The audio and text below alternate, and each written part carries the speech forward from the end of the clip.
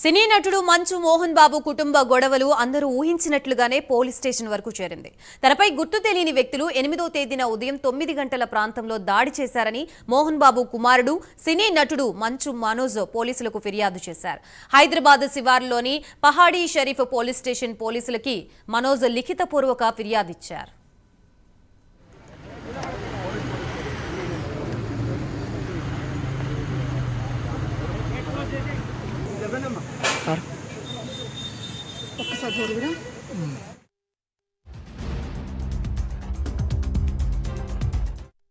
సుమారు 10 మంది గుర్తు తెలియని దుండగులు తన ఇంటిపైకి వచ్చారని మనోజ్ ఫిర్యాదులో పేర్కొన్నారు. వారిని అడ్డుకునే క్రమంలో తనకి గాయాలయ్యాయని మనోజ్ పోలీసులకు చెప్పారు.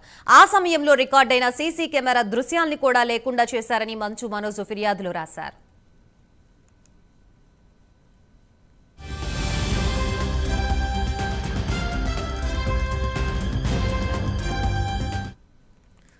మరోవైపు దాడికి కారణం తెలియదని మంచు మనోజ్ తెలిపారు. తనకి తన కుటుంబ సభ్యులకి ప్రాణహాని ఉందని మంచు మనోజ్ ఆందోళన వ్యక్తం చేశారు.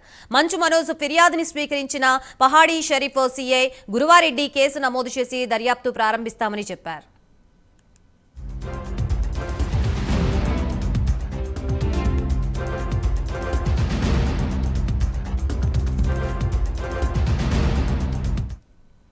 ఇదిలా ఉంటే తన కుమారుడు మంచు మనోజ్ పై మోహన్ బాబు కూడా పోలీసులకు ఫిర్యాదు చేశారు.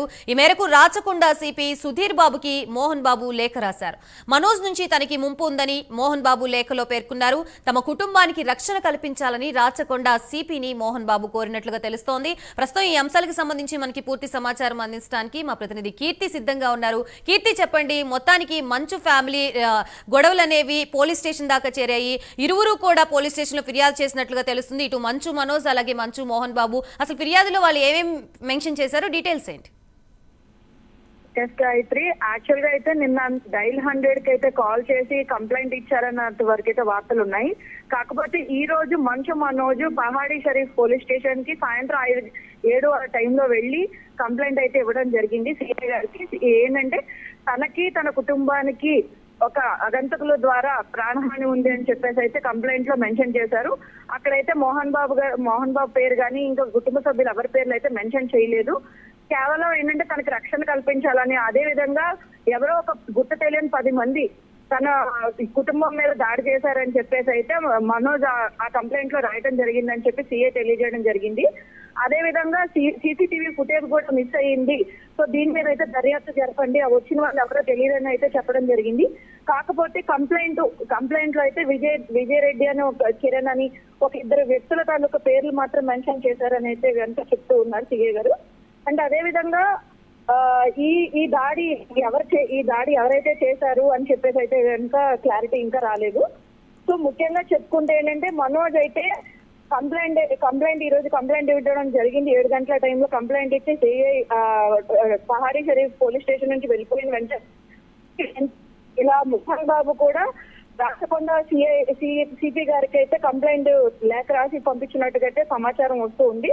తనకి మంచు మనోజ్ నుంచి ప్రాణహాని ఉంది, రక్షణ కల్పించాలని మోహన్ బాబు కూడా రక్షణ కోరినట్టుగా అయితే ఈ లేఖలో మెన్షన్ చేసినట్టుగా తెలుస్తూ ఉంది. Right, thank you Keerthi.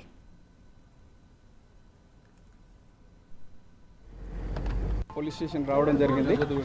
Police స్టేషన్లో ఒక పిటిషన్ లాడ్జ్ చేయడం జరిగింది. దాంట్లో ఏంటంటే నిన్న అతను ఇంట్లో ఉండగా అతను వాళ్ళ భార్య పిల్లలతో ఉండగా ఒక 10 మంది అన్నోన్ పర్సన్స్ ఇంటికి వచ్చినారు. ఇంటికి వచ్చి అరుస్తూ ఉన్నారు. నేను ఏంటని చెప్పేసి వాళ్ళ దగ్గరికి వెళ్తే అటాక్ చేసే ప్రయత్నం చేశారు. తర్వాత నేను కూడా వాళ్ళని పట్టుకునే ప్రయత్నం చేయగా వాళ్ళు పారిపోయారు. దాంట్లో భాగంగా నాకు కూడా దెబ్బలు తగిలినాయి. దాని తర్వాత నేను హాస్పిటల్కి వెళ్ళాను. తర్వాత సీసీటీవీ ఫుటేజ్ కూడా అంతా లేకుండా చేశారని చెప్పేసి దరఖాస్తు ఇవ్వడం జరిగింది. దానిపైన మేము కేసు రిజిస్టర్ చేసుకొని ఇన్వెస్టిగేషన్ చేస్తాం. పేర్లు ఎవరి మెన్షన్ చేయలేదు. 10 మంది అన్నోన్ పర్సన్స్ అని రాశారు. మోహన్ బాబు గారి పేరు లేదు, అందులో ఫ్యామిలీ మెంబర్స్ పేరు కానీ ఎవరి గారు మెన్షన్ చేయలేదు. అది ఎందుకు దాడి చేశారనేది నాకు తెలియదు. నాకు, మా పిల్లలకు, నా భార్యకు థ్రెట్ ఉందని చెప్పారు. అందులో అది ఎందుకనేది తెలియదు. ఇంట్లోకి వచ్చి దాడి చేశారా? ఇతను వెళ్తూ ఉండగా వాళ్ళు అటాక్ చేశారా? ఇంటి పైన అంటే ఇంటి లోపలికి వచ్చారు, వరండా దగ్గర అట్లా ఇంటి దగ్గరలో ఉన్నారు వాళ్ళు, ఫ్యామిలీ మెంబర్స్ ఎవరెవరు ఉన్నారో ఇన్వెస్టిగేషన్ ఇంకా తెలుస్తుంది. పిటిషన్లు అవన్నీ రాలేదు, ఇన్వెస్టిగేషన్ లో తెలుస్తుంది. అంటే మీకు డయల్ 100 తోని సమాచారం ఇచ్చారు, ఫస్ట్ అక్కడికి వెళ్ళారు, అప్పుడు ఉన్నప్పుడు మీ నిన్న యాక్చువల్లీ డయల్ 100 వచ్చింది, కాల్ వచ్చినప్పుడు మా వెహికల్ పోవడం జరిగింది. పోయినప్పుడు అక్కడ ఇష్యూ కూడా ఏం లేదు, ఎవరు ఏం లేదు.